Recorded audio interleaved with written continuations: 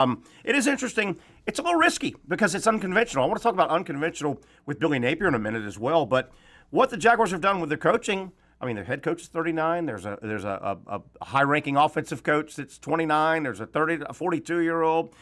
Even Tony Baselli. Tony Baselli is a 52-year-old rookie executive. I mean, he's never done it before.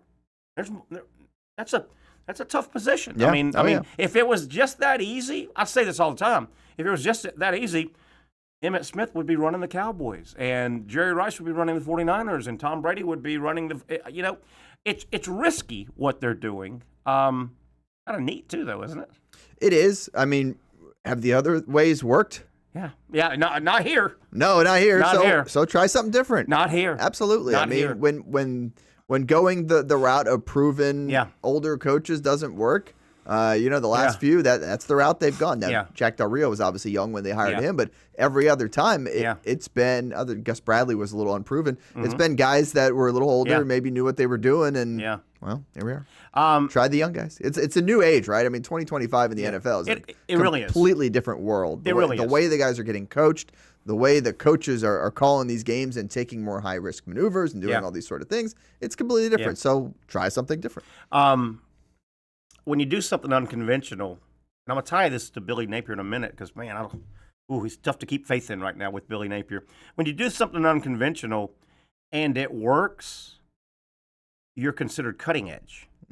When you do something unconventional and you don't win, you're considered, you don't know what you're doing. I mean, Steve Spurrier comes in and throws it first, runs it second. Well, he wins. That was cutting edge. Yeah. If he lost a bunch of games, what are you doing? It's gonna be fun though. They've got a year though, right? They've got multiple. They've years. got the first year is almost like reset the chairs on the Titanic. Hey, hang tight. You say that, but they also feel pretty confident about the guys on the roster. I mean, how many one-score games they lost a year ago. You look at a lot of the big turnaround cases when it comes to the NFL. It's the teams that lost a lot of one-score games the year before. Yeah. And then they find a way, you turn around 75% of those, and then suddenly you're fighting for a playoff spot, just like that. Yeah. So, yes, it may seem like, okay, all this stuff is new. They get that pass that first year. That's not how they're thinking. Yeah. And it's certainly not how the fans are thinking. I don't think the fans want to win. That's always the case. Yeah. But I do think overall, Liam Cohen's got a lot of rope, a lot to work with because you do not want to have to go through this again before you open the new stadium. No. So you're thinking at least 4 years with this coaching staff. And if they have to go through it again, that means things went wrong. Yes. If things go wrong again for Shad Khan, I think the city would be fair. The fan would be fair to say, Shad, we love you. We know this team is staying here. Could you cash out? Cash out and let somebody else try to run this thing. I think if he misses again, you're going to hear that. I think that's the Tony Baselli move. Mm-hmm. That's the idea of bringing in Tony Baselli. You're bringing in the guy to be the football front, the football face for you and your organization. Yeah. And everyone here trusts Tony Baselli. Everyone here loves Tony Baselli. They know that he knows football. They know that he has the Jaguars' interests at heart. Sure. And so any of those thoughts towards Shad, now they're going to make – anytime you were going to question, hey, Shad, will you speak on this? Let's have Tony talk about it. Because he is the one that's going to be that football mind for Shad that hasn't been there. It hasn't been there. So I think that's the main move with Tony Baselli, as opposed to that idea of him. He's not there to be the executive to run the entirety. Yeah. He's there to be the guy who's the football guy for Shad in a world where he hasn't had enough of those voices talking to him. Visiting with Stuart Webber, of course, from Action Sports Jax. It feels like they're down to now like 5 in person. And this will happen on the weekend, too. It's not like they're going to say, hey, we'll see you Monday. They'll be guys and probably in right now. Are you pretty confident there'll be a GM named by the end of next week, probably? Yeah, yes, they'll have a GM will be in place. Yeah, because a few days after that, they'll be in Indy for the Combine. Yeah. We will be it's possible that the first time we speak to the new general manager will be in Indianapolis at the Combine. Yeah. Of course, Action Sports Jax will be there. Yep. We'll be up there to go talk to Coach Cohen and assumedly the new general manager when we have one. Yeah. In Jacksonville. We'll see. Stuart, a lot of stuff going on. Huge Gator basketball news. Michael Hanlogden has kind of changed course and said, hey, you know what? I'm ready. Yeah. Let's go. He's going to dress tomorrow. I don't necessarily think this is tied to the Condon injury. Right. I think Hanlogden looked around and he saw everybody open presents and said, I'm not going to wait until next. I want to open some. I think he's just excited about this team. And he should be. That is a really big move. One more quite literally, depth piece. I mean, rim protector. He's not going to eat up shots. He's a guy that doesn't need 20. They got guys that you want to shoot the ball. What are your thoughts on that? I mean, Florida's playing really good basketball right now. Yeah, and I kind of think back to the game we went to against Tennessee, in Gainesville, and where I'm shooting from is right there on the baseline, right there in the corner, next to those bench players who are not suiting up. They know they're not suiting up. Yeah. But that entire group was so into it the entire game and led by Micah Hanlogden. And all season. Yeah, that's been all season. He's been the guy that's kind of led that group of guys who know they're not playing, including Olivier Roux. Yeah. That whole group. Why not burn his red shirt? Get him out there. Yeah. Throw out the 7'9" guy while you're at it. But he has been so engaged and so part of this team, despite not being on the actual court, that I'm sure it was burning at him that he wasn't able to get that out there and play. And now, I mean, I don't know how you want to view it from a business standpoint, a financial standpoint. It's probably going to hurt him in the long run by losing an extra, losing a year if you burn that year from the red shirt. But at the same time, if your team has a chance to go to the Final Four and win a national championship, and you being there is going to boost that, do you trade 1 year of eligibility for that? Yeah. I think it's a pretty simple answer and an easy answer if you're committed to the team and to knowing how big that chance is this year. So you agree with me? I don't think this is tied. I don't think it has anything to do with the injury or not. Thing. No. He was really close 3-4 weeks ago. Yeah. Couple weeks ago. You mentioned, watching Florida basketball this year, a lot of the fans saw exactly what you saw in person.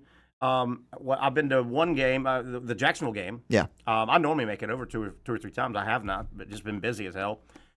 The Jacksonville game, they opened up here, and Hanlogden was cheering like a son of a gun, and fans see that. And people have been whispering, man, first of all, you saw no big brace or anything. There was no cast. And he's bouncing around, and he has said, and Todd Golden has reiterated, he's been full go since like December. Now, refresh me. I know it happened in the championship game of the SEC tournament. Correct. It was only a bone, right? It wasn't any ligament damage. I think it was just bone, but which it's funny. It's funny how in our world it's like that is way better. Well, when we talked to Dr. Bates, from Southeast Orthopedic Specialist, our Wednesday, and there's a term. The bone did break through the skin. Yeah. So that was kind of gruesome and all. But yes. Makes it a compound fracture? I think that's what makes it. Yeah, go, man. I like it. But try that UF education. Patrick and I have learned. Yeah, Patrick and I have learned a lot from Dr. Bates, obviously, for a couple of years. You're so right. Bone can heal. Bone gets together, and it's not as dicey as ligament tendon. No, absolutely. You throw a rod, some screws in there. You get back to. But you're far more likely to get back quicker and get back fuller to your full your full self before the injury. So. I mean that's exciting news for Todd Golden and the Gators for sure. Obviously Condon, we think he's on the path to come back. That's a low ankle sprain. It tested negative, and gosh darn. The next 4 games, nobody's ranked. It's hard to play in the SEC and not face a ranked team. If you've got to absorb an injury and put a guy on the shelf for 2 weeks, 3 weeks, this is the time to do it. We haven't even talked about Elijah Martin. He's got to be just about ready. He was really close the other night. But is anybody playing, even with the injury, is anybody playing better than Florida basketball now? It's hard to say that they are. I mean, how wild you usually look at those national rankings, like 1, 2, 3, 5, just how many of those SEC teams. But why can't the conference have a better conference record? Why are they 500? How about that? Repeat. Oh, my goodness. Wait, Zach, did you bring that up yesterday? Goodness. Patrick did. Patrick brought that up. Carl Ravitch, right? Yeah. He said, "Well, the ACC wouldn't do that." Yeah. somebody made a graphic that showed catch people up on that. What are you talking about? Yeah. He said that their conference record was 500, and yes, every conference's record is always 500 in conference games. This just in, the ASUN, JU and UNF, full ASUN conference record is 500. This just in. But somebody built like a graphic with all the major conferences and showed all their records. And of course, they were all 500 because someone's got to win, someone's got to lose every single one. Yeah. I mean, I get what he was trying to go with, but, he just didn't think that one through. Yeah. It happens. Full disclosure, I've said stupid things like that. Hey, we have all said some things. Oh, gosh. Of those. I could line. The funny thing is now we have more fact checkers than you've ever had your entire life. Oh, yeah. That's for sure. Staying with Florida, looking at the bracketology earlier today, who's at Lenardi, I guess. Florida's a 1 seed right now. And I know that's volatile and can move around. Sure. You get that 1 seed. I mean, you're basically guaranteed the second weekend. I mean, you've only been upset you should be. twice. Yep. Yeah. I think that's big. And you get the 1 seed, you're going to get sent. Lexington has first 2 rounds, Raleigh, but an Elite 8 site is Atlanta. Boy, you'd like to be the one of the one. Florida loved to traverse to try to get to San Antonio via Atlanta. Yeah, I was bummed that there were no Florida opening round sites, so you got to travel a tiny bit no matter what off the rip. But yeah, you'd love a regional to be somewhat close and see where it can go from there. I know the last time they made that Final Four run, it was Orlando, Memphis, Dallas. Yeah, was the steps they took. I remember because we went to all three of those trips. And that was a Patrick Young team. It was 2014. That was Patrick's final game in college was.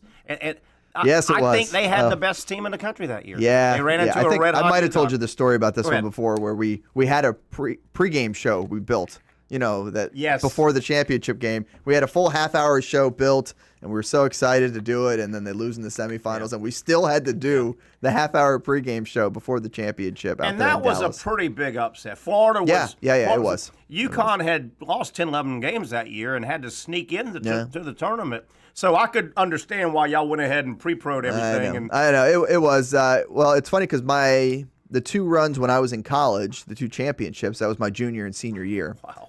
And football was my senior year. I had a good senior year with the double. Not bad. That worked out nicely. But for both of the basketball championships, I covered those in Gainesville. So I didn't travel to those like I did for the football championship in Glendale. The basketball ones, I got to celebrate, the celebration at the O-Dome, the partying in the street, climbing the light poles, all the kids having a good time out there. So now, that's how I covered those. I'll throw a out here.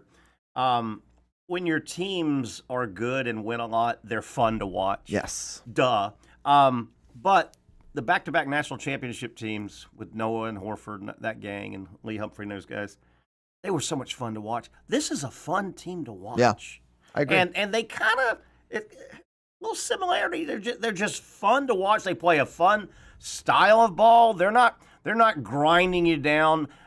Texas A&M grinds you down. Mississippi State grinds you down. This is a fun up and down the court. The guys look like they like each other. They like the coach. I like the groups when you don't know who's going to lead your scoring. Yes. When you got 5 or 6 different guys that can go out there and lead you in scoring in a game, I always think that's a plus because, look, in a sport like basketball, you're going to have your down days. You're going to have your bad shooting days. Mm-hmm. You need the other guys to step up and pick up the slack for you, and I feel like that is absolutely something this Gator team has. This Gator team, they've got some cold-blooded assassin scorers. Yeah. And a lot of guys can shoot and put numbers on a page, shoot a lot and all. They've got scorers. They've got guys. Stuart, I think you and I have talked on this show before about this group of Gator scorers. I'm telling you, man, Clayton, Martin, Richard, right off the rip, I think their shots are all going in. Yeah. Every time they let it go, I think they're going in. And then when one of them has the down day or is hurt, you throw in Aberdeen. Yes, as a guy that can jump right in there and be another shooter. Yeah. The depth now, through injury sometime, the depth is just off the chart. By the way, extra basketball topic. Shout out JU. Picked up another win last night. 10-3 now in the A-Sun, tied for first with Lipscomb. And explain now. And North Alabama. In their conference now, they went to that home court. All home court, all the way. The whole tournament. Yeah. So you get the 1 seed overall. the trip to March Madness goes through your home gym. Yeah, it really does. You have to get knocked off on your home court if you're the one, and they're tied for the one They are right now. in a 3-way tie for first, but there's also a 3-way tie for second, 1 game behind. So the top 6 under a blanket right there, 1 game separating them. It's going to be a lot of fun to watch. It really is. I hope you can stay. I got some other stuff here I want to get to. Billy Napier. We're all rooting for him. Obviously, if you're a Gator fan, you're rooting for Billy Napier. They lose a coach today. It came out. Will Harris is going to the Miami Hurricanes. Weird time. Really weird time to lose a coach. And Napier does so many things unconventionally. They've been playing college football for 170 years now, roughly. He does a lot of unconventional things. It goes back to his unconventional things. If he starts winning, it's cutting edge. Yeah. If he doesn't win, you're like, does this guy know what he's doing? 100 different coaches, 100 co-coordinators, an army of this, no offensive coordinator, 2 offensive line coaches. Along those lines, though, if you lose one of your 47 coaches, what's the problem? I guess. Right? If you got 47 coaches and you lose one, all right, you got 46 more. Yeah. So I think that's how I look at it. It's right now, a little bit of Gator, and this just popped today, kind of. But a little bit of Gator Nation's doing this, like, oh boy, that portal thing opens up again soon. Well, guess what, folks? It's February. I know. Let's take a step back. I know. Let's get your head in the game and go cheer on Gator basketball. Let football handle its offseason business and jump back in. At least wait till spring practice starts up again, right? 2 more topics. Sure. I want to circle back. I know you got to get to work. I want to circle back to the Jaguars. Zach and I with Patrick, I think it was yesterday, we had a fun little discussion.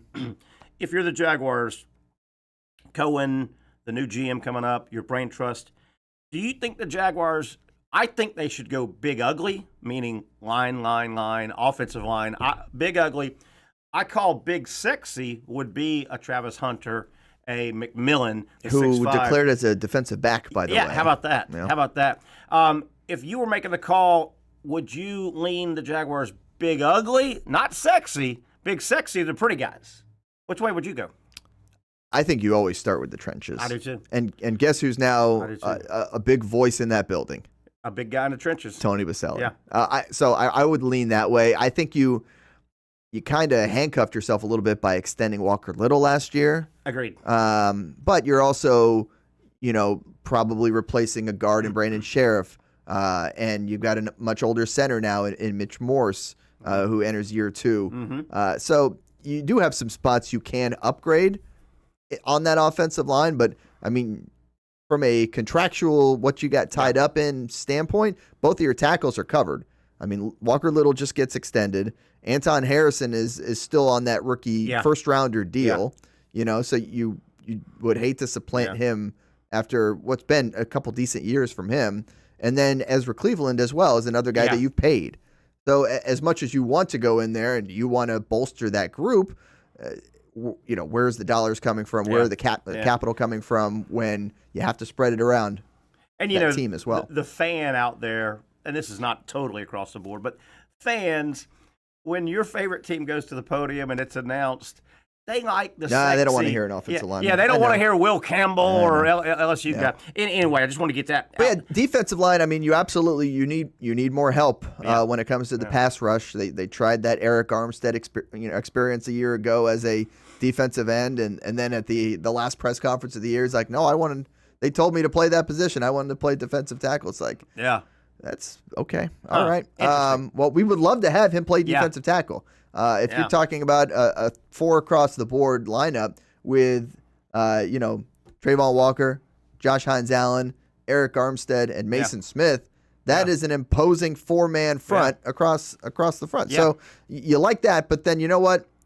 Someone's going to get tired. Someone's going to get hurt. It's the NFL. It is. You need the depth, and we said it all last offseason. We need depth at pass rusher. Mm-hmm. Didn't get it, and it hurt him. Last topic, and I want you to expound on this.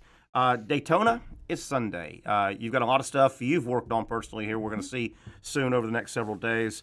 And I want to throw some but tell everybody what's going on with the coverage. Sure. Daytona 500, they have announced it's moving up an hour. So that has already happened due to the possible rain. So Okay. It's always a problem. You always got to worry about afternoon thunderstorms here in North gentlemen, Florida. start your engines when? They're expecting the green flag to go at 2 o'clock now, as opposed to 3:11 is when it was going to be. Okay. Essentially, the Fox coverage now starts national-wise at 11:30, but you want to watch Fox 30 at 11 because that's when you get the Road to Victory Lane. There you go. Your Action Sports Jax pre-race show presented by NHRA Gator Nationals. So we got that race show coming up for you at 11 a.m. on Sunday on Fox 30. And we'll break down all the big storylines of the Great American Race as well as NASCAR on a whole. There's a lot going on as they get set for a new season. Of course, every Wednesday you can catch the Cup Date right here on Action Sports Jax 24/7, 1 o'clock. I bring you that show, and that's all year long. So that's 30 minutes of NASCAR talk every week, and I go in depth. But I can't get you to tell me who's going to win Sunday, right? I mean, if you're asking me, a Ryan Blaney fan, I'd love to see the 12 car in Victory Lane. But it's hard to tell. I mean, you talk about Toyota, they're going to lead them to green for the first time ever. They won the pole. Have never done that before, Toyota. And how important is the pole at Daytona? It's not that important, but it shows that you've got speed. It shows that you've been working hard in the shop over the offseason to get your cars fast. Now, how many of your cars are going to survive to the end and have a chance to lead when the final checkered flag drops? Because it is really survive in advance. You got to avoid the big one. You got to be there at the end. You got to get a little lucky. You got to be in the right place to win and see what happens. I've never been a gearhead, born and raised here. You can't be in the South without NASCAR. But my age, I'm significantly older than you and Zach. Zach and I were talking about this and Patrick the other day, this week on the show. When I was younger, and we're going to go, 70s, 80s, even through the 90s, the Daytona 500 and the Indy 500 were massive. Yeah. Massive. And I threw out a theory, and we'll get to it, but I'm telling you. Both those races on Fox 30 this year. Yes. But February, the Daytona 500, I know it's kind of weird. The biggest event is the first, their Super Bowl. But then Memorial Day weekend was Indy 500, and a lot of times it was in prime time. I mean, it was ending. My theory, and I want American auto racing has lost some of the viewership, I guess. I think, is it because there's just so much out there? When I was talking about the heyday, that 60s, 70s, 80s, 90s, you didn't have an iPad that you had your nose in, eating up hours on a Sunday. You had 4 channels. You had 4. That's where I was going with it. If your race or your sporting event wasn't on one of those 4 channels, you weren't watching it. So that's a huge part of it. That's what I came up with. Yeah. I said I think it's that sports fan in the 70s, 80s, 90s still wanted something sports on Sunday, but he or she wasn't on that computer, didn't have a TV that could give you 800,000 movies, Netflix shows. I think that really has hurt auto racing. It's hurt everything. Yeah. I mean, every sport other than the NFL has seen that happen where, you go elsewhere because there's other places to go, without a doubt. But I feel like it's still drawing big numbers. You're still getting great crowds. I mean, there's going to be 150,000 strong I asked you about that. at the World Center of Racing here this weekend. So, yes, is it what it used to be? No, without a doubt. I mean, I don't know if it's ever going to get back to what it's used to be. Last thought on this for you, and I'll let you get going, I promise.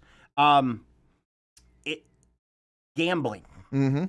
Does gambling not set up well for racing? So we actually have a story on this for our Road to Victory Lane special. Wow. 11 a.m. on Sunday. They have a new rights deal, new TV deal this year. Okay. The first however many races of the year are on Fox. The last however many are on NBC. That's how it's been for a while. The 10 in the middle are now going to be 5 on Amazon Prime, 5 on TNT. Okay. That second 5 on TNT, they're going to have an in-season bracket tournament. So they're going to take the best 32 on average finish in the 3 preceding races. Okay. So you're going to have 32 drivers. And over the course of 5 races, it's 1 versus 32.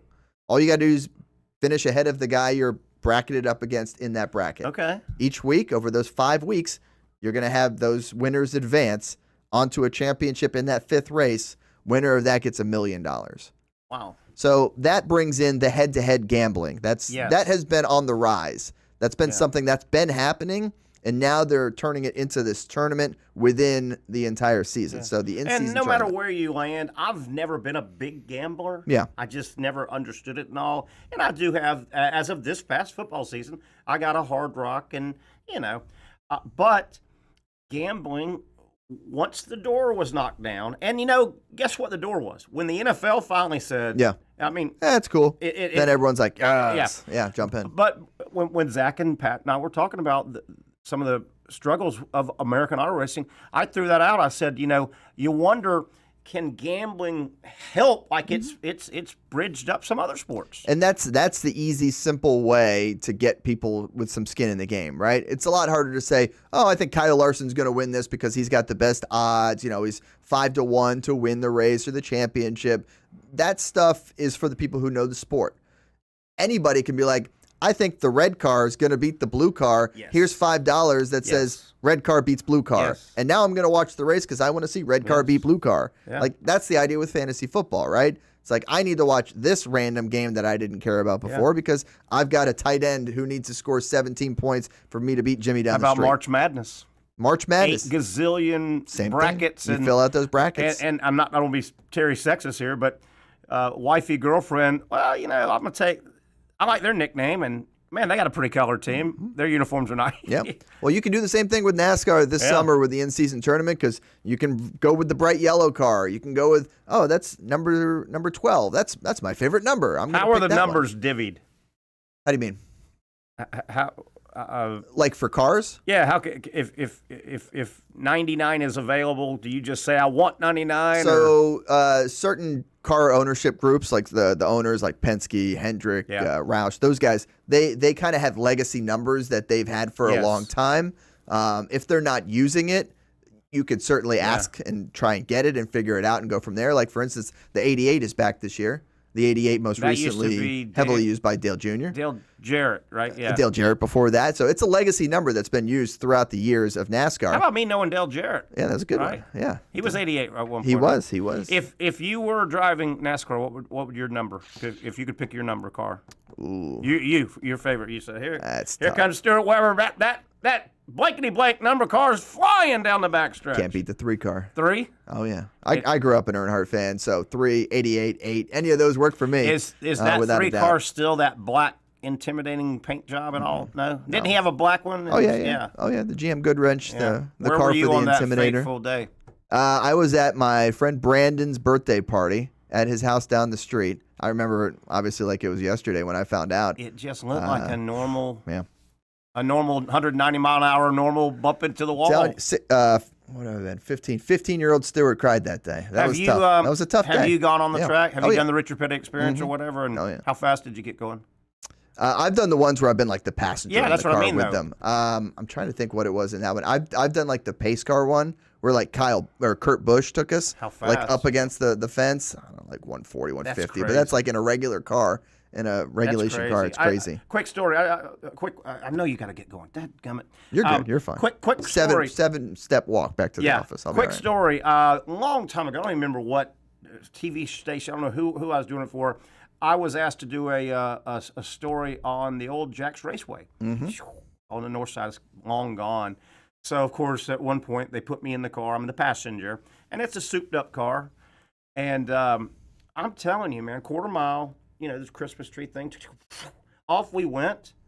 And I think at the end they told me we got up to about 90-something. But, dude, it was unbelievable. We weren't doing 150. We were doing like 90, but the 90 acceleration to that point, I mean, I was, please get me out of here. Well, that's the kind of stuff you could see at NHRA Gator Nationals, March 6th through 9th at Gainesville Raceway. And, by the way, when you get done with all that racing, I want you to put in 1 million hours, like I know you will, because the little golf tournament's rolling around here soon. Yeah, we actually had golf a little media day out there this past Monday, and Do you play much?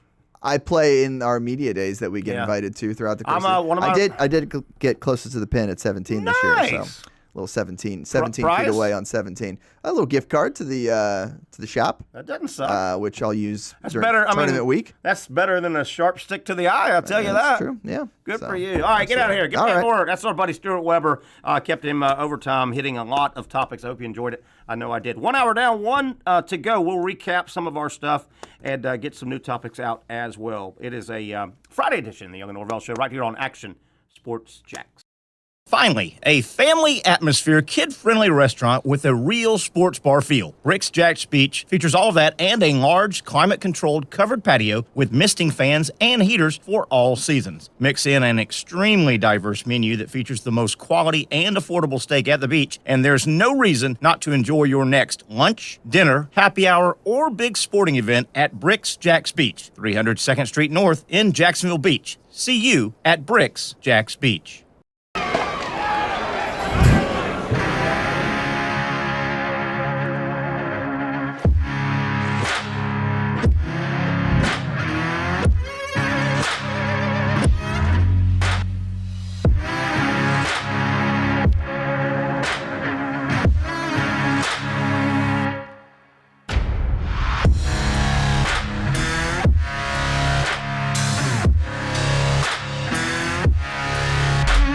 For over 20 years, Southeast Orthopedic Specialists has been providing the highest level of orthopedic and spine care to patients throughout Northeast Florida. Now, we're making that same great care even more convenient with Southeast Orthopedic Specialists Direct, a walk-in clinic where you can be seen for pain or injuries with no appointment needed. Staffed by orthopedic physicians and specialists, we offer everything from diagnosis and treatment to imaging and bracing, all with no appointment needed. For more information, hours, and locations, visit our website. You really got to hand it to him. Hold on. The previous play is under further review. I'm not sure what he could review, but okay.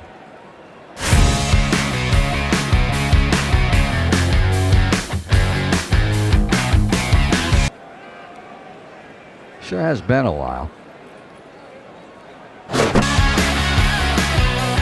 Dynamic Hurricane Grill and Wings for the football season. Well, there he is. Oh, what is that? Hey everyone, Olivia Tasley here from Action Sports Jax to tell you all the different ways you can watch our new 24/7 network. 3 easy steps. You don't even need a pen and paper to write it down. Step number 1, download the app. Search Action News Jax in your app store either on your phone or your smart TV. Then, once you're on the app, click on that little drop-down menu in the upper left-hand corner with the 3 little lines. That'll show you these options, and boom, right here, click Action Sports Jax 24/7, and you will be brought to our continuous stream channel. That app can be accessed through all these different platforms, whether you have Roku, Fire TV, Smart TV, Apple TV, or Google TV. You can find our app. Now, if you don't have access to the app, don't worry, we still got you covered. We're across all social media platforms from Facebook, Instagram, X, YouTube, Twitch. We have a podcast channel. Plus, check out our short reels on our TikTok. Action Sports Jax 24/7. It's on all the time and everywhere. Summertime means sizzling sales at Nimnick Buick GMC. The #1 Buick GMC dealer in Jacksonville has lots of inventory to choose from with their best price guarantee. Nimnick never charges above MSRP. You can save up to $10,000 off select new GMC Sierras or get rates as low as 1.9%. You know, I'm a truck guy. GMC Sierra, my trim level is an SLT. This one's an Elevation. Pretty good looking color as well. So here at Nimnick Buick GMC, you have a lot to pick from. My father-in-law, he drives this, an Enclave, so I feel like that GMC in the family. 2025 is coming around the corner, which means it's almost time to close out those 2024s this summer. You can schedule a test drive at NimnickBuickGMC.com. And while you're there, check your trade value and customize your payment options. Nimnick is there for you, even on Sundays. Visit the showroom on Phillips Highway or shop online at NimnickBuickGMC.com. Nimnick, your friends in the car business since 1941. GMC, we are professional grade. Hey, thanks again to Stuart Webber for stepping in. Kept him for a good 30 minutes or so. Enjoy. I want to get Stuart on the show a lot more. He's a fun guy, diverse, much more diverse than me. How about he told me one time, I think he's a soccer guy, a NASCAR guy, and obviously all the traditional sports that we all follow. You don't get a lot of the soccer NASCAR guy. Jack of all trades. Yeah, type. I mean, that's definitely a good way to make yourself known, is to be the everything guy. Yeah. So one of the things I threw at him, I said, you may have heard a moment ago, hey Stuart, if you were driving a NASCAR, what would your number be? He said 3. Zach, I wanted to throw it to you. If you were a NASCAR driver, what number would you try to, what would you want your car to be? I mean, I feel like a child, but I would want to be 69. 69, okay, yeah, 69. You made a good point, and I wish you had butted in when I was asking Stuart about how the numbers and stuff work in NASCAR. Tell people what you said during the break, and I'm going to tell you about what number I would sort of have on my car. But well, yeah, I just want to know, could you be a triple-digit number? Yeah, I wonder why. Well, they don't do it in football jerseys either, though. I think it's like the same thing. I mean, I could see the football jerseys. Yeah. It's a space thing, but, man, number 100 will look cool on a NASCAR, wouldn't it? Right. You see anything? Apparently, they have done a triple-digit number in NASCAR Really? before. That's cool. Yeah. 2 car owners asking for the same number during the season, and one gets a 1 before it and one gets a 2 before it. Okay. I like it. There you go. I like it. You know what? If I was a NASCAR driver, you know what I'd want on the side of my car? My number would be just a blur. Oh, it would be a blurred out number. Blur, because I'm going. See it. He's going too I'm quick. going so fast. I got you. And here comes Norvelle in the blur car. He's just burning up the back straight. I mean, you've had worse ideas. That's a good idea. Pretty good idea. They go blurred I can get behind the blurred car. on the side. Speaking of cars, speaking of painting numbers and stuff like that, sort of. I'm kicking around. I want to get my car painted, and I got some issues here, Zach. Do you know anything about car painting? And somebody told me, hey, Terry, why don't you look in getting your car wrapped? Is wrapping? Oh yeah, you should do one. Get a like a Trix, like a cereal box logo. I can see you doing that. I don't think I'm gonna do any logos. You gotta guess. No. Trust me.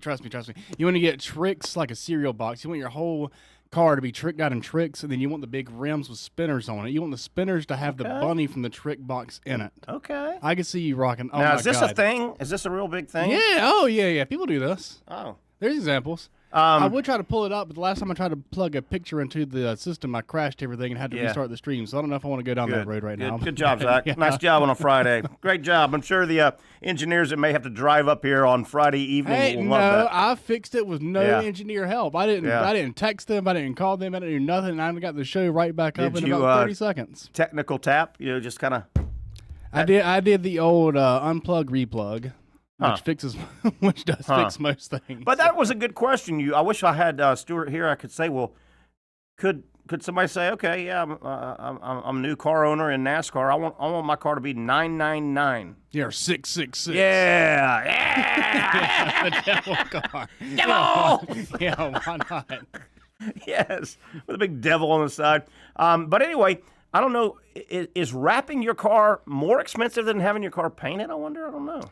I think it depends on how elaborate of a wrap job you get versus how elaborate of a paint job. I think on average, it probably is more expensive. Yeah. I'm gonna pass on the Trix cereal though thing. Well, what are you into? Like, what would you like to?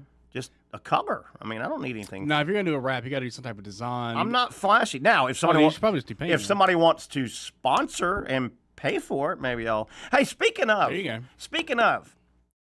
Do you remember, this is kind of gone, by the way, you remember there was a period, probably, it might have been 10 years ago, where people would, on their personal cars, people would get paid to wrap their car in a business and just knowing you, remember that? And that's kind of gone. You don't see cars wrapped like that anymore. No, it feels like normally if I see that, it's their own personal business. Yeah. It's like their lawn service. Yeah, but you remember what I'm talking about. Oh, yeah.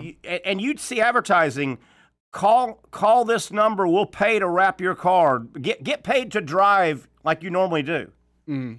Huh. You know what else was out there? Remember you'd see these big kind of like vans, and they'd have like message boards, and people would be hired just to drive them around the busy parts of the city during the peak times of the hour, and you don't see that anymore hardly.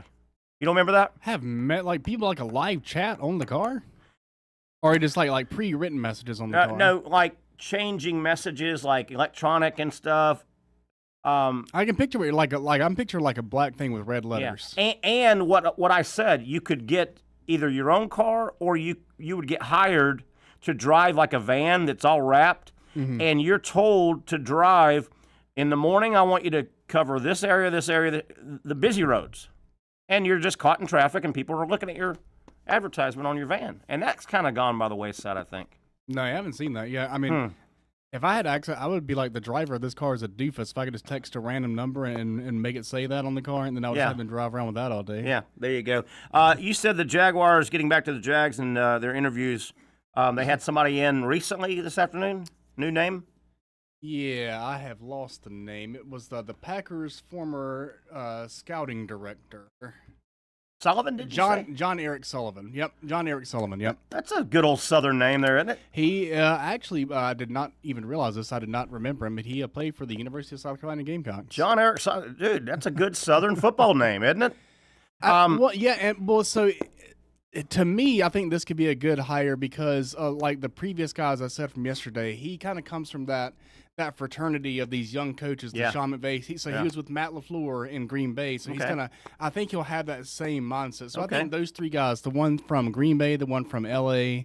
Rams, and the one from the 49ers, I think those are the three that if I were a Jaguar fan, I would be the most any of those guys old enough to walk in a bar after the show and have a beer with me? They're all around 40. They're not 25, as I thought mistakenly thought one of them was. They're about 40. This may be old news, but I saw this on Football Scoop today. This may be old news, but it appears Trevor Mendelson is the name.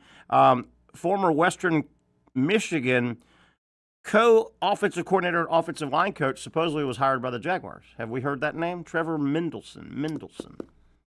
Trevor Mendelson, Mendelson. I saw that on Football Scoop today. Do you see anything on somebody named Trevor Mendelson from Western Michigan? Yeah, Western Michigan OC.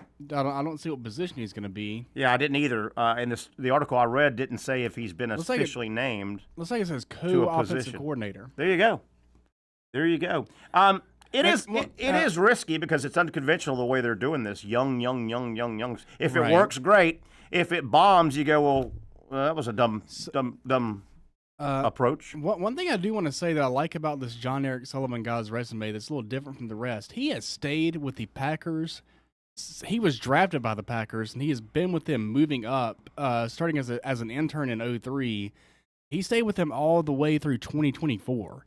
And so he has learned how football operates, and the Green Bay Packers are one of the most well-run organizations in all of sports, definitely in the NFL. And so to me, he could bring a level of stability to the Jaguars franchise that they really need. Now, he might walk in the door and be blindsided by how amuck everything is in Jacksonville. Now, that definitely could happen. It's always a good show when you work the word amuck into it. Very good word. Right.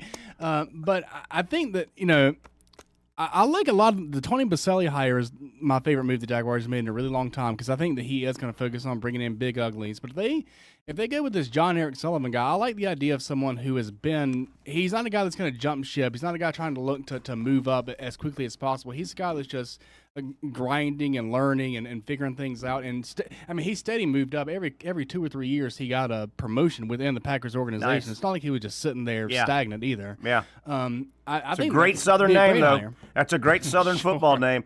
I will say this. I think I'm going to be able to give you the greatest Southern football name ever. And this guy... Leghorn. That is a good one. Boy, I say boy.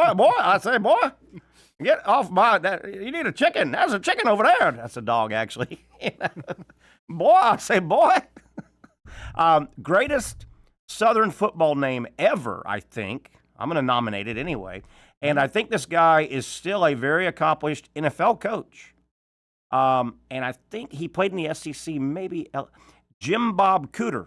Jim Bob Cooter's an all-time great. I really wanted the Jaguars to get him. That is a great Southern football name. And look him up. He's a very accomplished. I don't remember. Oh yeah, when he had the Lions offense, they were rolling. Jim Bob Cooter. You gotta love the. Where's he at? I think he's with the Colts currently. And he's an accomplished coach in the NFL. And find out where he went to college. He was a SEC guy, I think. Jim Bob. I want to say LSU, maybe. Jim Bob Cooter.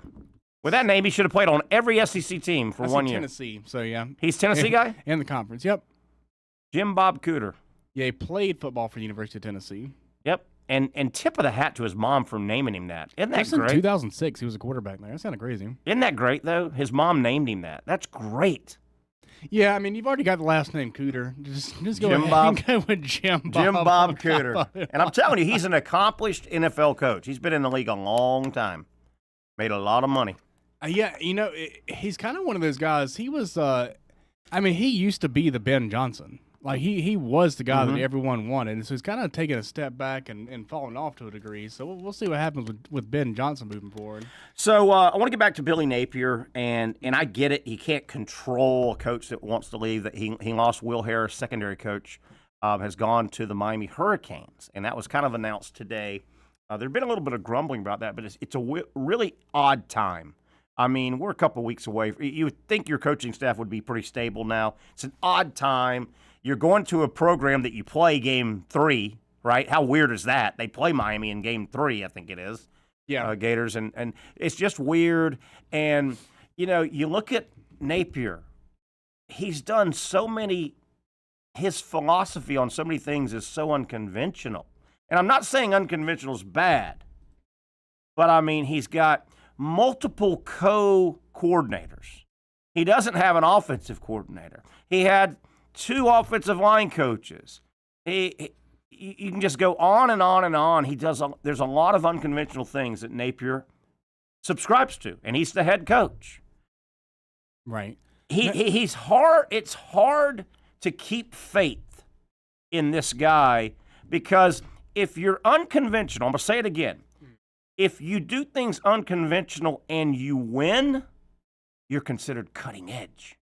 That's cutting edge. You're Steve Spurrier. He came into the SEC and he passed first, ran second. Well, he won a lot of games, so that was cutting edge. If Steve Spurrier was going 7-4, those guys, what's he doing? You don't pass, right? He would have not. Napier's making it hard to keep faith in.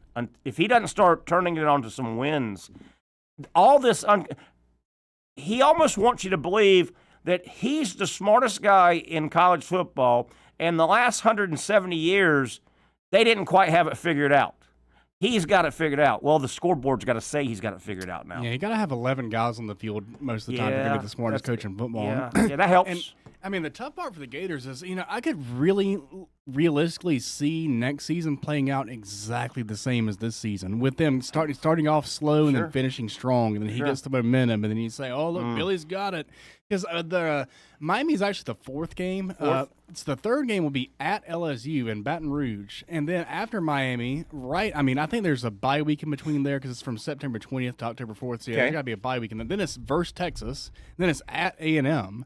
That's just there can't be a tougher stretch to begin. That's the first 6 games to start the season. And the college football, and Florida had the toughest schedule in the league last year, or in the sport last year, it felt like, and I think they're going to be right there in that game this year. My real concern going into this coming season for Napier is unless he does some stuff on the offensive side, coaching-wise, his responsibility-wise, his structure-wise on offense, it looks like his approach is, well, me and our offense and our game management and our feel for the game and on and on. Well, it's just going to work itself out in year 8. This will be his 8th year as a Division I head coach. Yeah. If he's going into next year just going, well, you know what, we'll have it figured out now, because it looks like he's doing nothing different on offense. The only way I see it working if he doesn't change stuff on offense is, does Florida have discernibly better talent than everybody else? And I don't know if they do have better talent than everybody else. No. And by having better talent, you could overcome your flaws. Because if he doesn't at least shake things up, isn't he telling Gator Nation, we've got it figured out. Now I'm going to I'll be better this year. Well, why will you be better this year? Yeah, it's really hard for me to not just feel like it's going to be the same thing in 2025 that it was in 2024. It's hard. Now, the one thing you got going for you is heading into the season that you are going with DJ Lagway, and it will be his 2nd year, his sophomore year, and he should be able to be even better. And he was great his freshman season, and he should be even better this year. That's the exciting part. That's what you have to look forward to. My concern with Lagway at Florida, it goes back to the Emmitt Smith years. Emmitt Smith was at Florida 3 years. He was there, 80, 7, 8, and 9. Florida was Sounds right. not very good. They were probation ridden. Emmitt Smith's 3 years at Florida, he was a great player. Florida was average all 3 years. And it feels They were average, and I hope we don't sit here after this year and then next year, Lagway will still have to be around before we can go to the NFL. Got to be 3 years removed, right? Yeah. I hope at the end of not this coming season, but the end of next season, that Lagway isn't wrapping up an Emmitt Smith-like 3 years where he was great, but there wasn't a lot around him. And I can't believe Napier doesn't see that he's got to at least try some different things. And when I say try different things, either take stuff off his own plate, get help. Right now, if he doesn't change anything, Zach, isn't his approach the definition of insanity? Isn't that just his approach? It feels like they're doing the exact same stuff, and there's 40 coaches on their staff. Like they were saying, like I don't really know like who does what. It feels like there's too many cooks in the kitchen, but it also feels like there's too much on this plate at the same time. It just feels like the whole system is broken. If that's the case, how is that even possible? I was talking to a buddy of mine before coming on the air today in the parking lot, and we were talking about this very topic. And what's he going into? His fourth year? His fourth year, right? I think. Billy Napier at Florida? Yes. That sounds right. It's his fourth year. Yeah.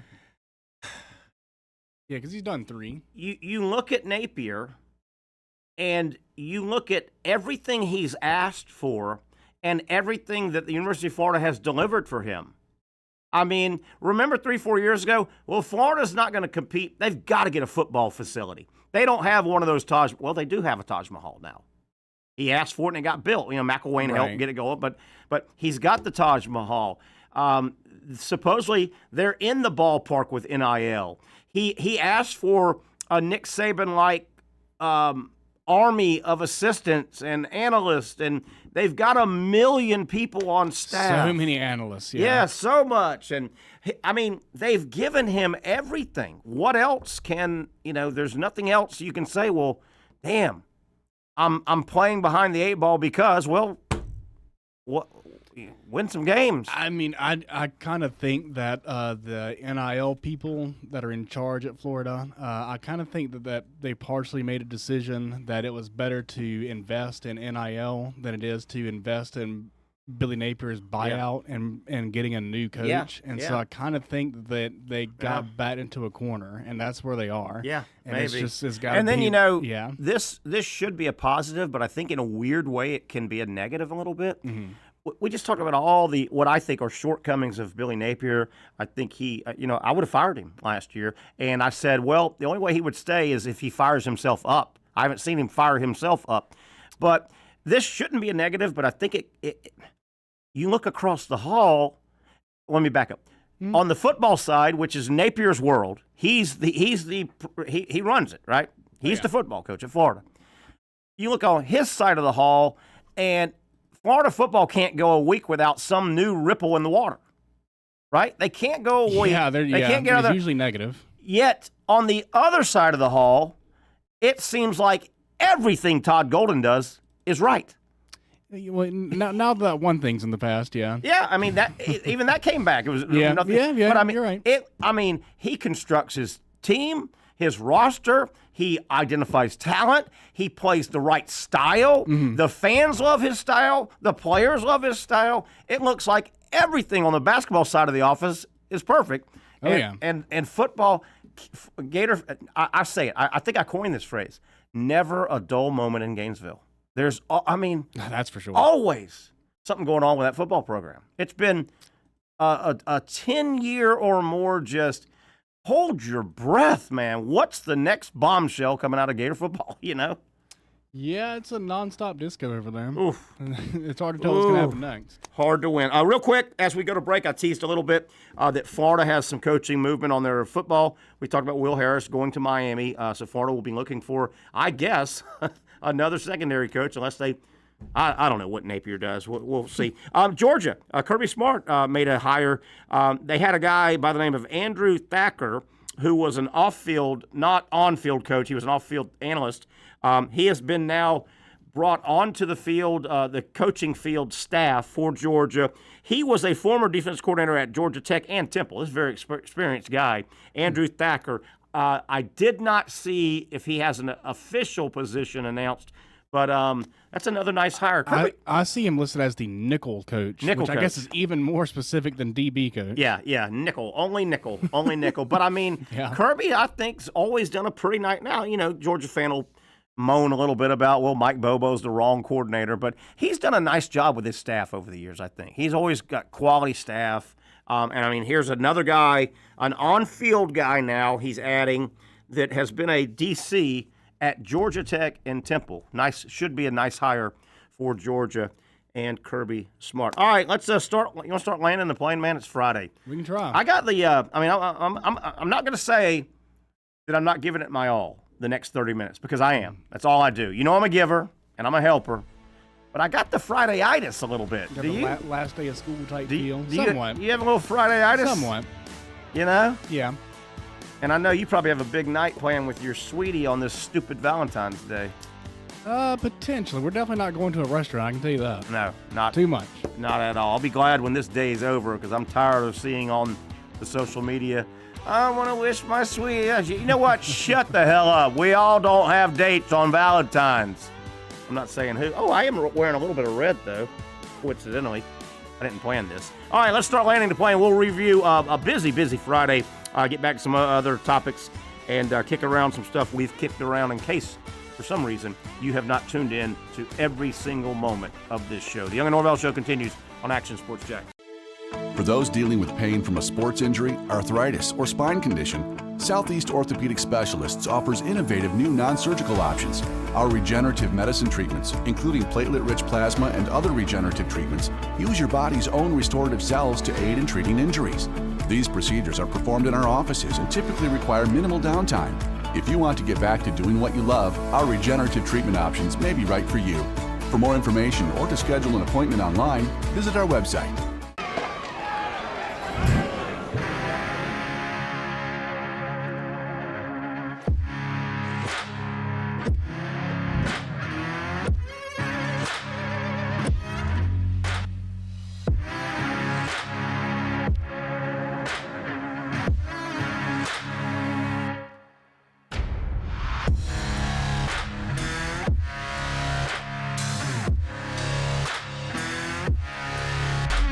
Finally, a family atmosphere, kid-friendly restaurant with a real sports bar feel. Jaguars Jax features all of that and a large, climate-controlled covered patio with misting fans and heaters for all seasons. Mix in an extremely diverse menu that features the most quality and affordable steak at the beach, and there's no reason not to enjoy your next lunch, dinner, happy hour, or big sporting event at Jaguars Jax, 300 2nd Street North in Jacksonville Beach. See you at Jaguars Jax.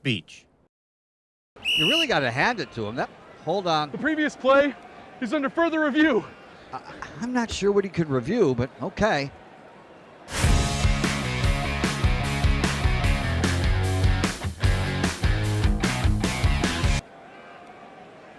Sure has been a while. Dine in at Hurricane Grill and Wings for the football season. Well, there he is. Oh, what is that? Hey everyone, Olivia Tasley here from Action Sports Jax to tell you all the different ways you can watch our new 24/7 network. 3 easy steps. You don't even need a pen and paper to write it down. Step number 1, download the app. Search Action News Jax in your app store either on your phone or your smart TV. Then, once you're on the app, click on that little drop-down menu in the upper left-hand corner with the 3 little lines. That'll show you these options, and boom, right here, click Action Sports Jax 24/7, and you will be brought to our continuous stream channel. That app can be accessed through all these different platforms, whether you have Roku, Fire TV, Smart TV, Apple TV, or Google TV. You can find our app. Now, if you don't have access to the app, don't worry. We still got you covered. We're across all social media platforms from Facebook, Instagram, X, YouTube, Twitch. We have a podcast channel. Plus, check out our short reels on our TikTok. Action Sports Jax 24/7. It's on all the time and everywhere. It's a new logo, new branding with Bold City Heating and Air. It's an old school approach. One of the few locally owned and operated air conditioning businesses left in Jacksonville. It's hot, Florida in the summer. You can't do much to avoid it, but you can keep cool with Bolt City Heating and Air. It's every customer counts kind of service, from when these trucks have pulled up to my home over the last couple of years and when they pull into your driveway as well. From communication to pricing to the actual service, everyone at Bolt City Heating and Air cares about you. You know who is coming to your house. You know they will be well trained and they will respect your home. Air conditioning convenience at BoldCityAC.com. Stay cool while it gets hot. Bolt City Heating and Air can help. Don't get caught sweating all summer. BoldCityAC.com. And they have financing to help. New systems starting at $110 a month and $50 off any repairs. Stay safe, stay comfortable with Bolt City Heating and Air at BoldCityAC.com. Homegrown in your hometown. All right, here we go. Rounding through the back stretch here, trying to put a little NASCAR talk as we talked a little racing earlier with Stuart Webber. Coming down the back stretch here on a Friday. Terry Norvelle, Patrick Young will be back with us on Monday, hopefully. We'll have a busy Saturday of SEC basketball to review coming up Monday. Zach Rothrock, of course, producing. And again, I want to thank Stuart Webber, our buddy from Action Sports Jax. He was on for a long time in the first hour. If you missed that, you missed some good stuff.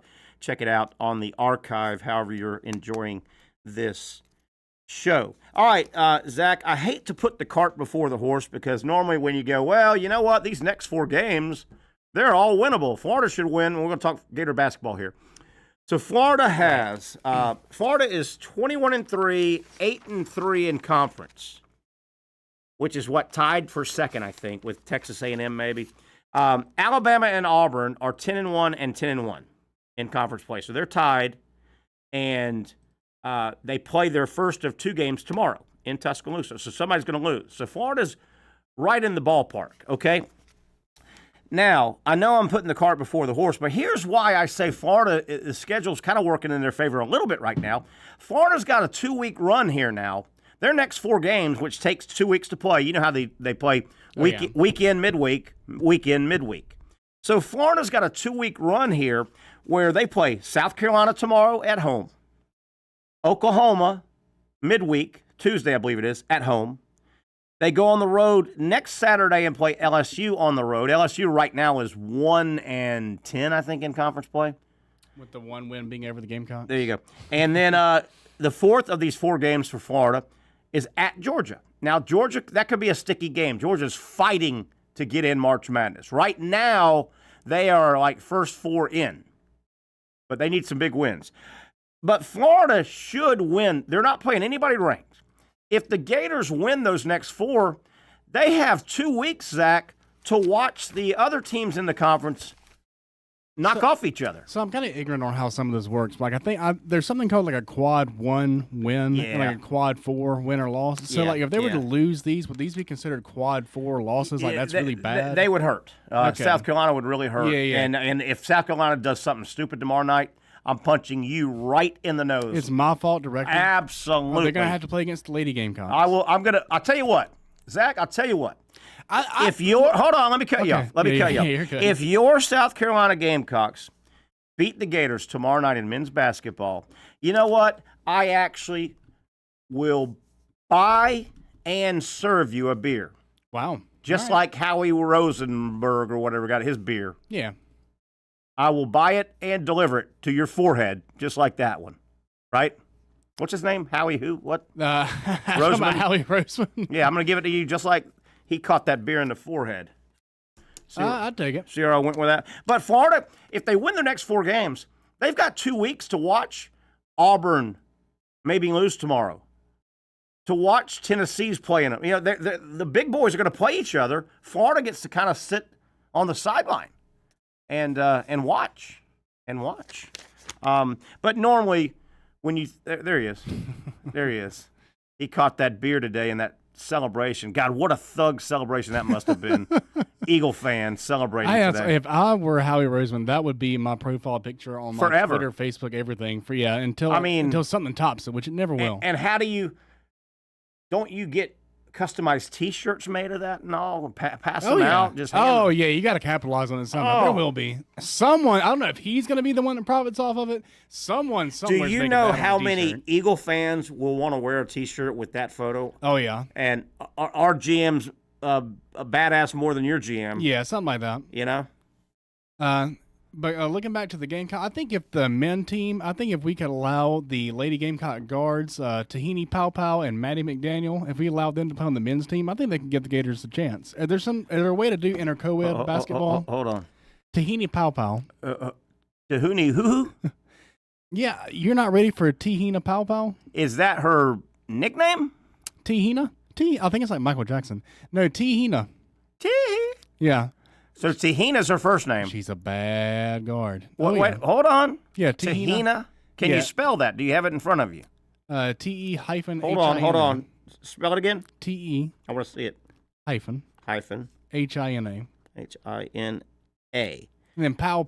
Because I know I've watched her play before, actually. P-O-W. It's P-A-O. Hold on. It's because whenever she hits a shot, I say Pow. Is there a hyphen in between Pow? No. Pow. No, and I'm honestly curious what the country of origin is on the Tahina Powpow. That is a cool name. I like. Oh yeah, when she hits a shot, I say Pow. If she could play on the court with the men's team against the Gators, I think they would potentially have a chance. So she's a real good player. Oh yeah, that's Cambodian name, I think. Pow. That's what. Yeah. You think? I was looking it up. I think Indonesian. Okay. One of those. Yeah. Are they probably near each other? Over there? Yeah, I'm sure. That's a cool name. Yeah. You know, that's a cool name, I think. Pow. That reminds me, I've told this story a million times. This was one of maybe the coolest sign I've ever seen, or clever. This was a clever sign, and it was from a Gator football game where they play Florida. Steve Spurrier coached team. Mm-hmm. One of his first years at Florida, they play at Syracuse, and they end up losing the game. Shane will remember. Shane was the quarterback. And so Florida and Syracuse pretty good. They're playing Syracuse. They lose in the Carrier Dome, right? Right. Syracuse had a pretty good all-purpose kind of running back receiver, kick return guy, and he might have been what are the people? What's the nationality like? Edmond. Jamaican. He might have been Jamaican. Right. Edmond. What? Why are you laughing? I don't know. I was trying to think of the singer, Bob Marley. Yeah. Edmond, where you from, man? If from Jamaica, right? I think this player was Jamaican. But get a load of this. The player for Syracuse, and again, they beat Florida this year, this game I'm talking about. They had a good player named Kirby. His first name was Kirby, spelled like Kirby Smart, K-I-R-B-Y. His last name was almost like Pow. His last name was Dardar, D-A-R-D-A-R. Right? Kirby Dardar. He was a good player. Gator Nation and Syracuse Nation hearing this, they remember that guy. So the game's going on. Syracuse is good that year, and they beat Florida in this game. And at one point, crowd's packed. Florida, the big bad Gators and Spurrier are in the Carrier Dome. Crowd's packed. And this guy, it might have been the opening kickoff. He took it back for a touchdown. He's a good player. Yeah, it looks like he's one of those lightning fast type players. He played in the NFL with the Dolphins and Jets for a while. And the XFL. Good player. Mm-hmm. So they cut to the crowd shot one time, and he had just done something huge. And I guess students, they had this, a bunch of students were holding up a big bed sheet, was the sign, right? And painted on the bed sheet. Now keep in mind, his name was Kirby Dardar. These student fans for Syracuse, they had painted on the sheet as a sign, it said, Kirby Dar fan club. Wasn't that great? No, yeah, I like that. I do. They were the Kirby Dar fan club. I do like that. I never forget that. One of the great signs I've ever seen. In 5'9", 183, one of those little lightning bugs, huh? Yeah, he was good. I like this type of guy. He was good. Yeah, they roughed up Spurrier's team up there. Florida couldn't stop them. They were running a little option. I think I've heard him talk about that game before. Yeah, they run a little option on that. The Carrier Dome, there are two fields in college football that they just look weird to me when I watch them on TV, and the Carrier Dome is one. The Carrier Dome always looks like it's not really a regulation site. It looks like it's crammed in there. I almost feel like the lighting looks weird in it. I agree. Somewhat. like the field doesn't look like the proper color. I think it's probably all the orange. I'm with you, man, but it's like you want to get a tape measure like the movie Hoosiers when they measured, and you Like go, not a regulation size, it the whole- feels like it's crammed in there, but obviously it is. The other field that it's never looked regulation to me, and it looks funny, like you said, the coloration. Mm-hmm. And I was told, I asked about this field to some people I know in the business, and they said they think one of the things is the camera angle. You have to put your TV cameras on. Sometimes you just have to put them where they have. Yeah. So the other field that never looks regulation and looks tight to me is the Missouri football field. Missouri, the Tigers. It always looks awkward to me when I watch a game on TV. I can't say I've necessarily noticed that, but I'll pay attention. And they've always got a weird glare, and it's kind of, I don't think the camera's up enough. It's kind of flat. Mm-hmm. Yeah, Missouri and Syracuse football fields never look right to me. I mean, the one that sticks out to me for this is Jerry's World with the sun always shining through like all the time, even though they always play at the same time of day. You think they would know where it is. You remember the old Texas Stadium, speaking of sun shining through? I barely remember. But It had the built-in hole in the middle of it. So the Lord could see his team play. Yeah, it had the built-in. I remember I never went to that stadium. I've been to Jerry World 2 or 3 times. I never went to Texas Stadium, but growing up, that was an iconic stadium. I mean, the Cowboys in the 60s and 70s, the NFL was really cutting its teeth. You know what I mean? Yeah. But I was told, particularly the last 15 years of the old Texas Stadium, that it was a dump. Just a run-down dump. Yeah, I think that's the way that most of those stadiums are by the end of their life. Yeah. That's what the reputation they all get. Because, I mean, the things, they just get outdated, and then you can only renovate so much. Lipstick on a pig, yeah. Yeah. Only so much There's lipstick. so far you can do. We were, today I was talking to some guys, and we pulled up the rendition of the Stadium of the Future here. And if it comes out like it's the renditions, is that what you call it? Renditions? That sounds right. Or renovations? Yeah, but the renderings of the new stadium. Oh, yeah, I know what you mean. Yeah, If it comes out like they say, it's going to be incredible, that stadium. But oh, yeah. It's funny. You look at and I was in the stadium, the current stadium now, Florida, Georgia. That was the most recent time, so it was this year. Mm-hmm. I'm sitting there at Florida, Georgia, and looking at the stadium, and it's funny. That stadium is the style that everybody. There's styles of stadiums. Right? You go through these eras, and they all kind of get stamped out. Mm-hmm. The Jaguars Stadium right now, what is it, Everbank? Who is it? Is it Everbank now? I always mix them up now. Isn't it TIAA? TIAA, Everbank Field, Alltel Stadium. Yeah, TIAA Bank Field. Yeah, that one. Well, wait, did it go back to Everbank? I don't know. You can't keep up. No, it's TIAA Bank Field. There you go. It just threw me out because it's on Google still says the address is 1 Everbank Stadium Drive, but it is TIAA Bank Field. Yeah. But that style was what the early 2000s, kind of that style. All the stadiums got built like that. They all look like that. They all had that kind of teal seating, and right. They all look like that. And that's so old now. You're like, man, that looks like an antiquated. It looks kind of 90s, yeah. Yeah, that's how they built them in the late 90s, 2000s. But everybody did them like that. Yeah. But what you said about like Jerry World, the thing in these stadiums now is one or two, either 1 or 2 end zones.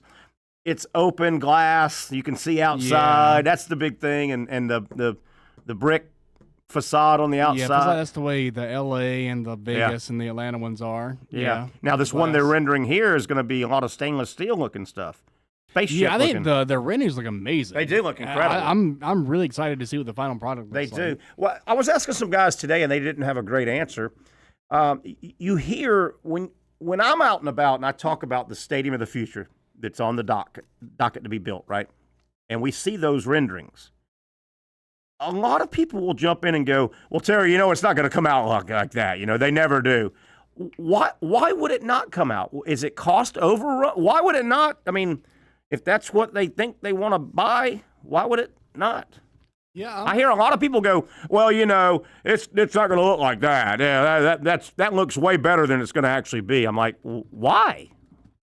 Why? I don't know. I'm honestly curious to see what a pre-rendered of the Rams would have looked like before. I mean, I'm looking at what the Rams. Well, the Rams rendering does honestly look a little bit more elaborate than what they have, but it's pretty close, though. Can you flash that up or no? I can try, but What's theirs called now? Do we know? SoFi? SoFi, yeah. And that's one of the really new ones, right? Yeah. Yeah. Yeah, I'll work on getting that in. Hope Yeah. I don't crash the entire system. No, yeah, don't worry about that. It's Friday. We'll go for it. No, I don't trust you. I don't trust you. I don't trust me. Yeah. I don't trust you at all. I promise we're going to do this. Let's go over it real quick, though. Again, Alabama, Auburn, 10-1 in the SEC men's basketball. They're at the top. They play twice here in we only have 3 weeks of college basketball regular season, right? Yeah, there's a couple weeks. Yeah, 2 weeks, something like that. When we were talking about the injuries, that's what we said. So Alabama, Auburn play. Arkansas at Texas A&M. That's a big game for those two teams. A&M, don't look now. A&M's on a heater.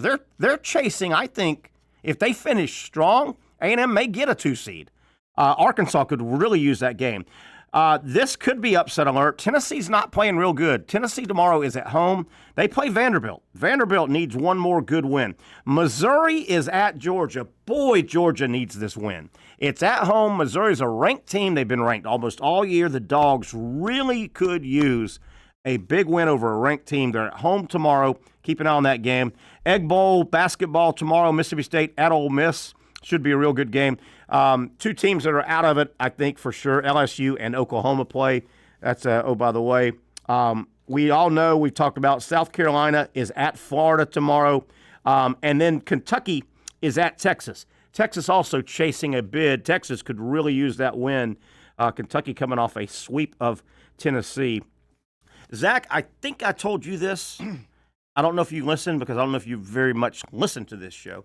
Do you realize your Gamecocks tomorrow, they roll into Gainesville. They play the Florida Gator basketball team tomorrow. You know that's an 8:30 tip tomorrow night. I hate to tell you that. Yeah, it's egregious. That's brutal.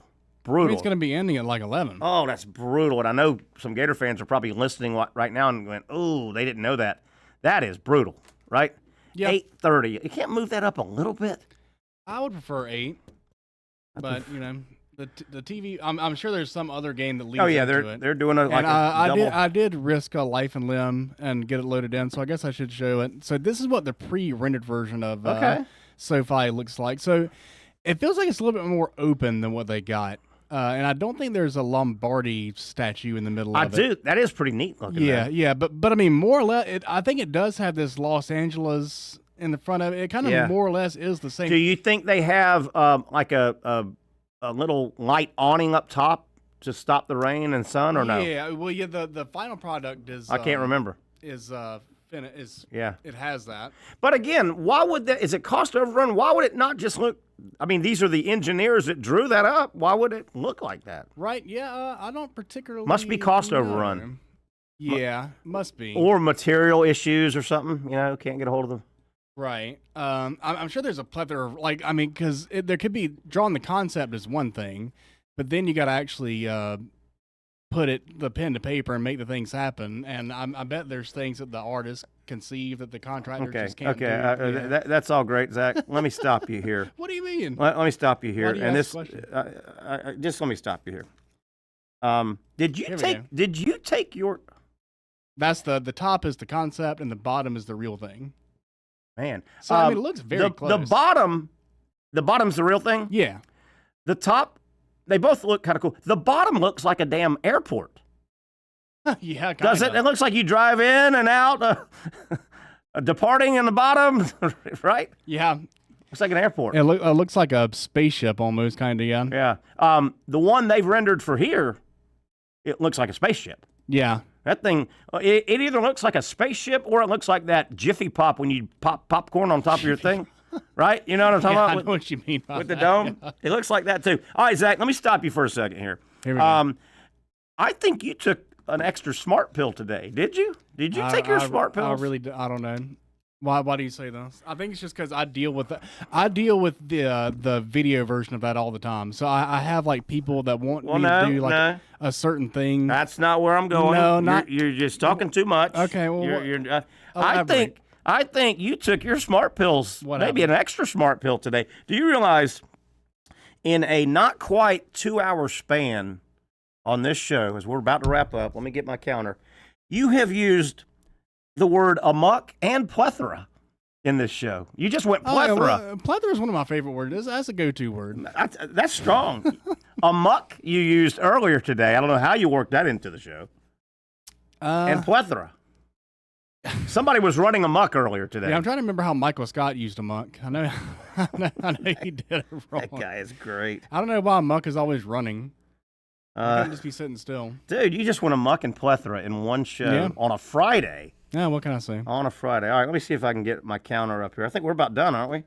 Yeah, but what? Well, I did want to say that's something I can kind of relate to, 5 though, minutes. is the client, the person that comes up with the concept for the way the stadium looks, right? And then they want like me to make a video, but I can't make the video look exactly the way they want it, so I end up giving it just looks a little different, even though it's more or less the same. I think that's what happens with the stadiums too. It's not possible to do it the exact way the rendering is showing, so that they'd have a slightly different version as the final outcome. And I'm telling you, that that bottom one looks exactly like a modern airport that just got built, doesn't it? Yeah, it really does.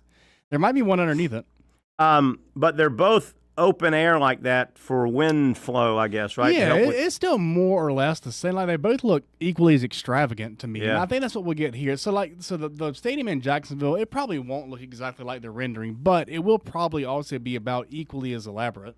What if it looks cooler? Maybe it'll come out cooler. It could. Come out cooler. Oh, yeah.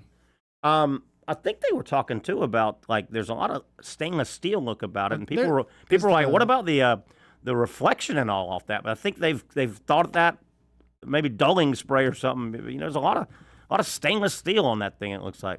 Yeah. Is the plan to keep the pools? God, I hope not. Those bacteria. Yes, they're going to be part of the new renovation plans. No, you got to keep the pools. Those bacteria traps. You got to keep the pool. Why? I wouldn't want to get them. Those things should go. It's the one thing that you That's where COVID started. You know that, right? All right. It's the one thing that that was you where have. COVID started. No one else has that. No other team has that. You got it. I think Ugh. so. All right. Ugh. Yeah, I'm Terry. You know what I've said. I'm Terry, and I hate everything about the Jaguars. I get it, man. No. You know what I say about those pools from day one? There will never be enough chlorine ever manufactured in the world. But don't you like when they come get back in from that commercial pool. break and they show the ladies jumping around in it? No, because normally What do you mean, no? No, they're normally ladies that are wearing a way too small American flag bikini that you shouldn't have worn a bikini in the last 40 years. I think my experience from what I've seen Gretchen from the trailer park over there, the Lamplighter Trailer Park on Normandy Boulevard. Is it really Gretchen? Gretchen. Oh, yeah. I guarantee you right now, if you went to that Lamplighter Trailer Park on Normandy Boulevard, there's a couple Gretchens. Got a couple darts right now. Smoking a couple darts. You got to keep the pool. No, this thing's gross. That's where COVID came from. And you know that, right? I really like the Speedo version of the mascot, too, where he's all skinny and he's got that little that American flag Speedo on, like him being in the pool with the mascot. He's a Thanks for putting that in my He's an mind. unhinged mascot. Thanks for putting that in my mind. I appreciate that. Wow. All right, man, I'm about done. I know. Can we get out of here early? I'm about done with you. You know? I understand. Oh, man, you took this show in a lot of different places, though, today. I would have been done with me a long time ago. This was a plethora of fun. We had a plethora of topics to cover. Yeah. But the show did run amok a little bit there, here and there. It definitely ran amok when it crashed. But. Are you, we don't have time to get into this. Are you a gearhead? We did a lot of talking, racing talk with Stuart. Not really. I thought you look like a guy, you're from the low country of South Carolina. I thought you'd be a NASCAR guy. I know. I mean, with the way that I pronounce certain syllables, you might think I get into NASCAR, but I do not. No. I just don't care to see guys, like I said yesterday, I don't care to see guys turn left. I want to see Justin Jefferson hit the gritty. I don't want to see guys just sit there and turn left. All right. Baseball I can do. Basketball I can do. NASCAR, I don't know. College baseball starts this weekend. Yeah, I'm tonight. excited for that. Today, I like the sound of the aluminum bat. I love college baseball. I love women's softball. It's fun. Yeah, I think the Gators. Number one. I think they were winning when we were playing earlier. I think they ended up winning the whole game. So like they were getting a home run every time I saw an update. Were they beating South Carolina? Let's see. They weren't playing South Carolina, right? No, I don't know. There's a big softball tournament downstate too. Yeah. Kicking off. Women's softball's fun. I do not recognize the logo of the team they played against. Oh yeah. I do not. Oh boy. The Friars? Who are the Friars? Providence. Oh, Providence. Yep, I saw that earlier. Are they Providence? Well, what a good pool. Yeah. How about that? Yeah, they played the Providence Friars, and they beat them. Last score I see is 4-0. Wow, that's a tight game for the Gators. I know. You know, number one team in the country. Maybe Rothrock was pitching and they got a shutout. Yeah, how about that? What are the odds? There's a woman named Rothrock, a young lady on the team named Rothrock. Great pitcher for the Gators. The odds are not great that there is a Rothrock on the team, but the odds You've are got to be great related. that if there is a Rothrock on the team, that she is carrying the team and is the star. And that, she is. That makes sense. You've got to be related to her, right? I mean, how many Rothrocks are running around? She might be my fourth or fifth cousin, but I don't know. I think I looked up that she was from Texas just because I was curious, and I was like, I don't think I have any family in Texas. Of the Texas Rothrocks. Yeah, not familiar with them. All right, we're out of here. Let's do it again on Monday. Oh, yeah. We'll have a lot to cover, including a lot of SEC basketball. Micah Hanlogden will play for the Gators tomorrow. One of the big stories we'll talk about on Monday. That'll do it. Have a great weekend, everybody. We'll talk on Monday. Finally, a family atmosphere, kid-friendly restaurant with a real sports bar feel. Rick's Jax Beach features all of that and a large, climate-controlled covered patio with misting fans and heaters for all seasons. Mix in an extremely diverse menu that features the most quality and affordable steak at the beach, and there's no reason not to enjoy your next lunch, dinner, happy hour, or big sporting event at Rick's Jax Beach, 300 2nd Street North in Jacksonville Beach. See you at Rick's Jax Beach.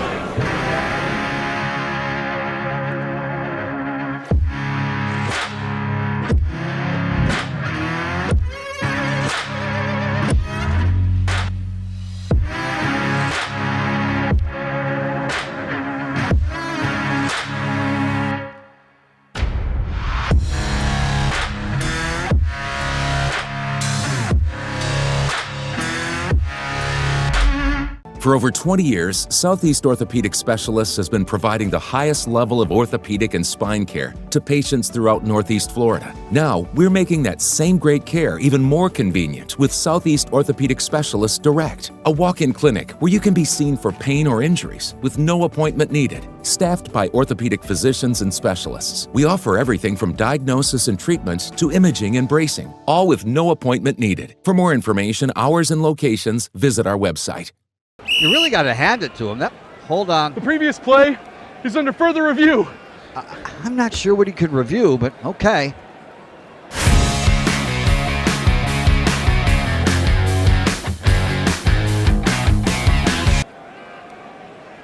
Sure has been a while. Dynamic Hurricane Grill and Wings for the football season. Well, there he is. Oh, what is that?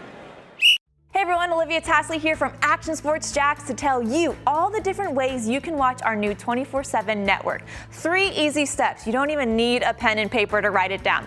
Step number 1, download the app. Search Action News Jax in your app store either on your phone or your smart TV. Then, once you're on the app, click on that little drop-down menu in the upper left-hand corner with the 3 little lines. That'll show you these options, and boom, right here, click Action Sports Jax 24/7, and you will be brought to our continuous stream channel. That app can be accessed through all these different platforms, whether you have Roku, Fire TV, Smart TV, Apple TV, or Google TV. You can find our app. Now, if you don't have access to the app, don't worry, we still got you covered. We're across all social media platforms from Facebook, Instagram, X, YouTube, Twitch. We have a podcast channel. Plus, check out our short reels on our TikTok. Action Sports Jax 24/7. It's on all the time and everywhere. Summertime means sizzling sales at Nimnick Buick GMC. The #1 Buick GMC dealer in Jacksonville has lots of inventory to choose from with their best price guarantee. Nimnick never charges above MSRP. You can save up to $10,000 off select new GMC Sierras or get rates as low as 1.9%. You know, I'm a truck guy. GMC Sierra, my trim level is an SLT. This one's an Elevation. Pretty good looking color as well. So here at Nimnick Buick GMC, you have a lot to pick from. My father-in-law, he drives this, an Enclave, so I feel like that GMC in the family. 2025 is coming around the corner, which means it's almost time to close out those 2024s this summer. You can schedule a test drive at NimnickBuickGMC.com. And while you're there, check your trade value and customize your payment options. Nimnick is there for you, even on Sundays. Visit the showroom on Phillips Highway or shop online at NimnickBuickGMC.com. Nimnick, your friends in the car business since 1941. GMC, we are professional grade.